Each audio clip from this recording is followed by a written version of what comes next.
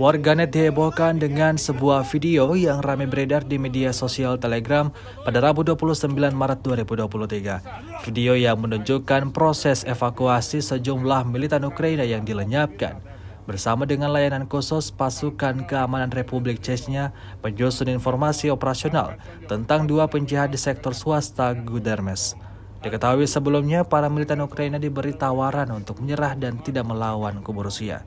Alih-alih menerima tawaran demi keselamatan nyawanya, prajurit itu justru mencoba melarikan diri dari pengepungan dan mencoba melemparkan granat ke arah aparat penegak hukum.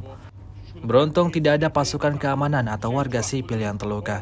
Namun, keduanya langsung diserang oleh tembakan balasan. Hasilnya mereka tewas mengenaskan seperti yang terlihat dalam rekaman.